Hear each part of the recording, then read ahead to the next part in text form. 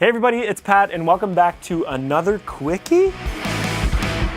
When I started my YouTube channel about a year ago, I wanted to make 3 videos on every subject. A normal video, a long form video, and then a Quickie, a video that's under 5 minutes. So for every subject, I wanted to make 3 videos. It's not exactly what I ended up doing because I quickly realized it was getting pretty redundant, but when I made one of my first pedalboard rundowns, I made a normal video with a bunch of examples, a lot of explanation and all that, and then I made a quick version, something I called a Quickie, that had no examples, that was straight to the point, just explained my signal chain and all that. I just shot my 2019 full guitar pedalboard rig rundown thing, and judging from the fact that I filled up my SD card, it's gonna be a long one. But if you're curious to see what a baritone pedalboard looks like and to know what kind of pedals you can use on baritone, well, this is the video for you. I'll show you quickly my pedalboard as soon as I've lowered the camera. So it's pretty simple. My Fender Blacktop baritone Telecaster goes into my Korg pitch black, then into an Electro Harmonix pitchfork,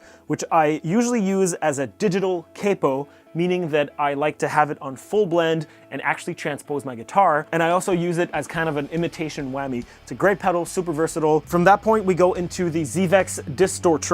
I use it mostly for high gain riffs and for leads. From that pedal, we go into the Turnip Greens, which is a combo pedal from Ehx. It has a Soul Food and a Holy Grail Max. So we go out here to the input, into the overdrive. This is a pedal I use mostly to blend in with the rest of the band. If I'm playing a riff or something like that, rhythm guitar, I'll usually use this one. And then if I want more punch, more gain, play a badass riff or a lead, I'll play with this one. From the Soul Food, we then go out to the Diamond Boost EQ. I mostly use this pedal just as a clean boost, but if I need to melt everyone's faces, I'll combine it with the Distortron.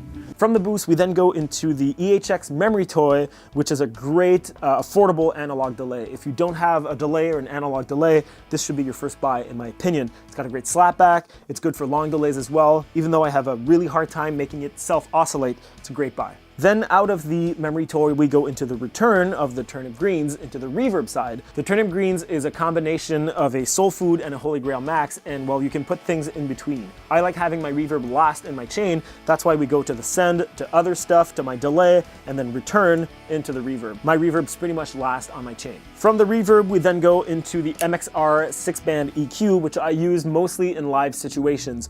I use it to tune my tone to the PA system or the crowd size or the venue I'm playing in, or to blend with other players. Because I play baritone, in terms of range, I pretty much sit between guitar and bass. Sometimes I'll need to EQ based on other players' tones so that I don't interfere with bass frequencies or guitar frequencies, and I really find my spot in that frequency range. That's what I love so much about baritone, is that it's not bass, it's not guitar, it's somewhere in between. All these pedals are powered by a Voodoo Lab Pedal Power 2 Plus. I'm not a fan of daisy chains. I prefer having a dedicated power supply, and this is definitely one of the best out there. Finally, out of the board, we go into a Fender Bassbreaker 45. I got this amp a couple months ago secondhand, and so far I absolutely love it. In that price range, it's one of the best Fender amps out there. I highly recommend it.